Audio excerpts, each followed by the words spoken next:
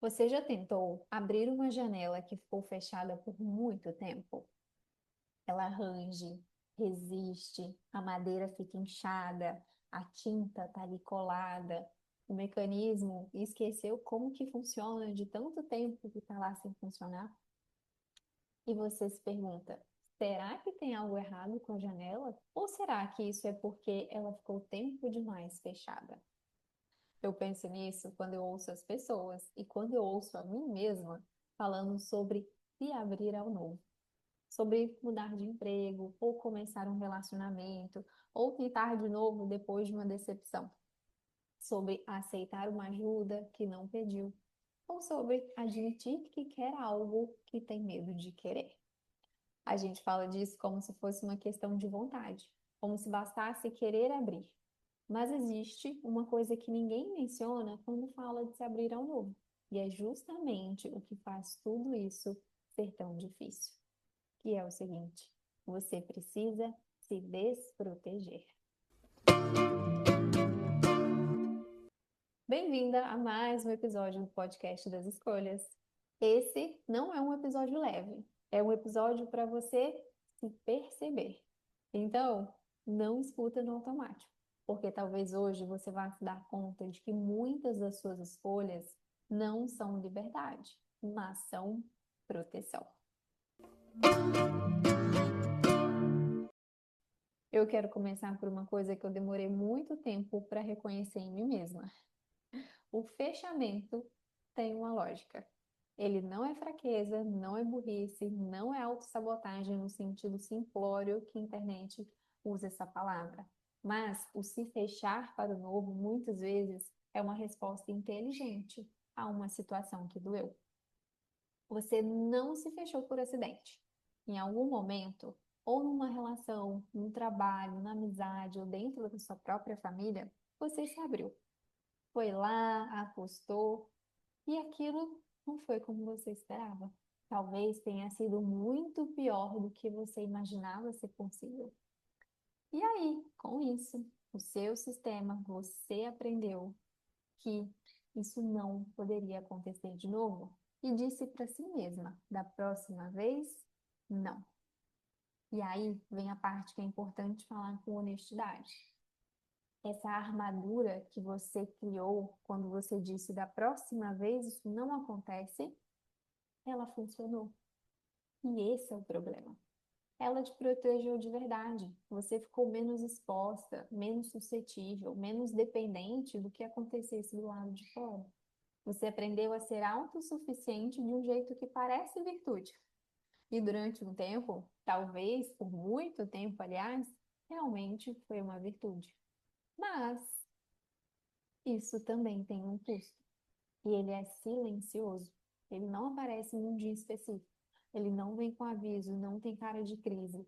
Ele aparece no domingo à noite, quando você percebe que está bem, que tudo está bem, que não tem nada de errado e que ao mesmo tempo existe uma espécie de distância entre você e a sua própria vida, como se você estivesse assistindo a si mesma bem de longe.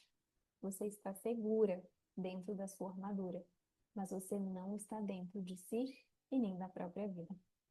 Uma das formas mais sofisticadas de se fechar, e eu falo sofisticadas porque ela se disfarça muito bem, é o que eu chamo de desejo encoberto de indiferença. Funciona assim: aparece algo novo na sua vida, uma oportunidade, uma pessoa, um caminho possível. E você sente uma coisa que reconhece, que talvez não sentisse há algum tempo, talvez interesse ou uma esperança. Um querer que é quente, que te assusta, porque você sabe o que acontece quando quer, mas não recebe o que você quer. E aí, antes que essa vontade, que esse querer fique grande demais, o seu sistema vem e age. E não age com medo, age com raciocínio. Você começa a encontrar defeitos, a listar razões pelas quais não vai funcionar, a lembrar de outras vezes que pareceu bom, mas não foi. Você não fala, eu tenho medo de querer isso. Você fala, ah, mas eu não sei se vale a pena. E isso se passa por prudência, talvez até se passe por maturidade. Passa por quem já viveu e sabe como as coisas são. Mas existe uma diferença entre saber e se proteger de saber. Entre escolher não seguir um caminho com consciência e não seguir um caminho porque seguir significaria querer. E querer necessariamente significaria se desproteger da sua armadura que funcionou. Eu me peguei fazendo isso com coisas pequenas e até com coisas grandes, com amizades, no trabalho, com conversas que eu não tive, porque tê-las significaria mostrar que eu me importava. E o novo, ou uma nova relação, um novo caminho, uma nova versão de si mesma, ficou esperando lá do lado de fora de uma porta que você nunca abre, porque nunca admite que ela existe. E aqui eu preciso fazer uma distinção que importa muito, porque sem ela esse episódio vira um conselho irresponsável. Se desproteger não é o mesmo que se expor a qualquer custo. Não é ignorar sinais ruins. Não é voltar para onde te machucaram. Não é confundir abertura com ausência de limites. Se desproteger, no sentido que eu estou falando aqui, é um ato deliberado e consciente. É olhar para aquela armadura e dizer: aqui, agora, com isso, eu vou fazer uma escolha diferente. Não porque sou corajosa, não porque tenho certeza de que vai dar certo, mas porque percebo que o custo de ficar protegida, neste caso específico, é maior do que o risco de me abrir. Existe uma frase que eu ouvi uma vez e que ficou comigo. A vulnerabilidade não é fraqueza, é a medida precisa de coragem. Eu sabia que era verdade quando eu vi, mas eu demorei um tempo para entender o que ela significa na prática e principalmente para sustentar essa verdade.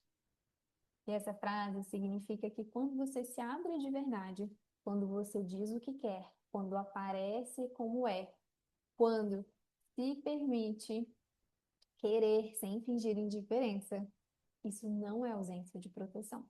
Isso é uma escolha ativa de priorizar a experiência real em vez da experiência segura. E sim, você pode sair machucado. Essa é a parte que ninguém gosta de ouvir e que precisa ser dita mesmo assim. A garantia não existe. O novo nunca vem com contrato de segurança.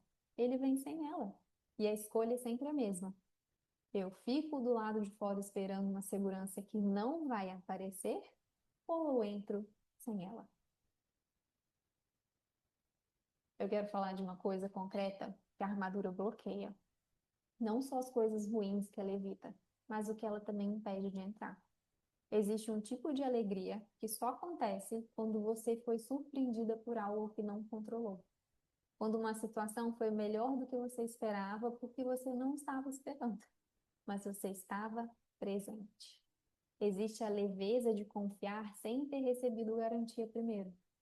O calor de ser vista de verdade por alguém, não pela sua versão mais organizada e apresentável, mas pela versão que ainda está tentando descobrir o que fazer consigo mesmo. Essas experiências não entram por baixo da armadura. Elas precisam que você tire ela.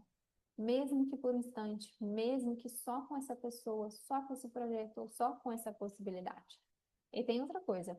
Quando você passa muito tempo protegida, você começa a perder a habilidade de reconhecer o que vale o risco. Porque você nunca pratica avaliação, você só se fecha. E aí, quando algo de verdade aparece, você não sabe distinguir entre o sinal de alerta legítimo e o reflexo automático de proteção que acionou, porque qualquer coisa nova parece ameaça. Ficar de armadura tem um custo. Ele é silencioso, mas ele cobra. Eu vou ser honesta. Eu ainda estou aprendendo a fazer isso. E às vezes eu aprendo da pior forma, que é percebendo depois que eu fiquei de armadura quando não precisava. Mas tem uma coisa pequena e concreta que eu comecei a fazer e que você pode implementar também. Quando eu sinto aquela resistência, aquele não sei se vale a pena, que aparece rápido demais antes mesmo de eu ter pensado direito, eu fico um momento só com ela. Só um momento com essa sensação. E faço uma pergunta. Isso é sabedoria ou isso é medo? Às vezes é sabedoria. Às vezes o não é exatamente a resposta certa. e reconhecer isso é importante. Mas às vezes, muitas vezes, é o sistema de proteção fazendo o que ele sabe fazer. Me manter segura num lugar que eu já cresci além. E essa distinção entre sabedoria e medo, ela não é óbvia. Ela não aparece com letreiro. Ela pede que você conheça a fundo os seus próprios padrões, que você saiba como o seu medo específico opera, que você saiba se ele vem disfarçado de racionalidade, de fadiga, de ceticismo ou da frase eu já tentei isso antes. Porque cada medo tem uma fantasia favorita. Cada medo tem uma história que é contada. E outra coisa, você não precisa se desproteger com todo mundo ao mesmo tempo. Isso seria imprudência, não coragem. Você começa pequeno, com uma pessoa que merece, com uma situação onde o risco é real, mas gerenciável. Você pratica tirar a armadura em espaços seguros antes de tirar ela nos abertos. E vai haver dor de qualquer jeito. Não porque você errou, mas porque estar presente em qualquer coisa que importa inclui a possibilidade de perder. E aceitar isso, não resignada, mas de olhos abertos, é a parte do que significa estar viva de um jeito inteiro.